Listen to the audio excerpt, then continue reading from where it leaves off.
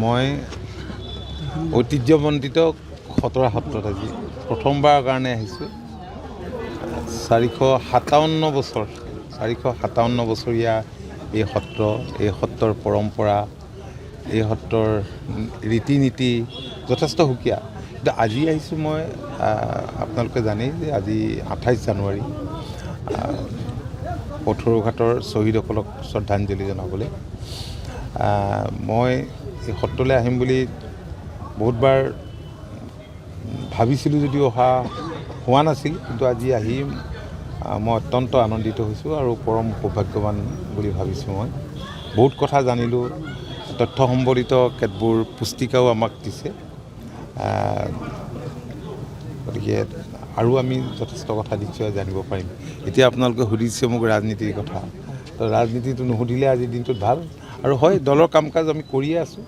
দলৰ কাম কাজ ৰাজ্যখনৰ বহু সমষ্টিত আমাৰ শিপা আছে, কাৰণ 85 চনৰ পৰা বিভিন্ন সময়ত বিভিন্ন সমষ্টিত আমাৰ দলৰ প্ৰাৰ্থীয়ে জয়লাভ কৰিছে। গতিকে দলটোক আমি আটাইতকৈ আগস্থান দিওঁ।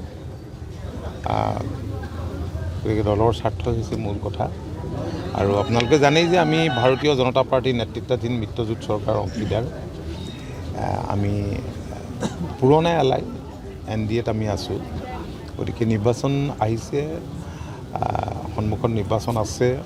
আমি কম দিনৰ ভিতৰতে, যিহেতু বিজেপিৰ লগত আমি মিত্ৰতাত আছোঁ, আমি বেলেগকৈ খেলাৰ কথাটো ভবা নাই। আমি মিত্ৰতাৰ নিৰ্বাচনত অৱতীৰ্ণ হোৱাৰ আমি কথা ভাবিছোঁ। গতিকে কথাখিনি আমি আনুষ্ঠানিকভাৱে আলোচনা কৰিম, তাৰপিছত আমি নহয়, মই কোনো এটা সমষ্টি ভিত্তিত আজি আৰু নকওঁ, ইয়াত বুলিয়ে নহয়, ক'তোৱে মোক কোৱা নাই। গতিকে আলোচনা হোৱাৰ পিছত আমি সেইখিনি ঠিক ঠাক কৰিম। আৰু মই কৈছোঁৱেই, চিপাঝাৰতো আমাৰ এটা সবল ইয়াত গণভিত্তি আছে। মুখ্যমন্ত্ৰীয়ে কৈছে এজিপি থকাত বিজেপি পাব, বিজেপি থকাত এজিপি পাব। এইবিলাক কথা মোক নুসুধিব, এইবিলাক কথাত মই আজি একো নকওঁ। বিষয় এটা জানিব বিচাৰিছোঁ। ভাৰতীয় সংবিধানে যাক ভাৰতীয় বুলি কৈছে, তেওঁলোক অসমীয়া। আৰু অসম চুক্তিমতে কোনবোৰ মানুহ দেশৰ নাগৰিক, অসমৰ ক্ষেত্ৰত সেইখিনি নাগৰিকে হয়। গতিকে ইয়াত সংবাদ মাধ্যমত বহুত কথা ওলাই আছে, অৱশ্যে মই ভিতৰত ইমান সোমাই চোৱা নাই। প্ৰত্যেকবাৰ নিৰ্বাচনৰ আগে আগে এনেকৈ শৰাই দিওঁ।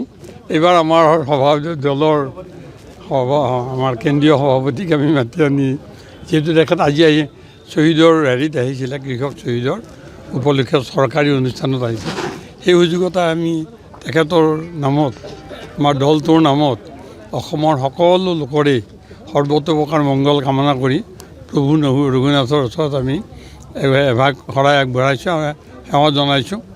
আৰু আগন্তুক নিৰ্বাচনত যাতে শান্তিপূৰ্ণভাৱে আমাৰ মিত্ৰজোঁটৰ চৰকাৰ পুনৰ গঠন হয়, তাৰ কাৰণে আমি কামনা কৰিছোঁ।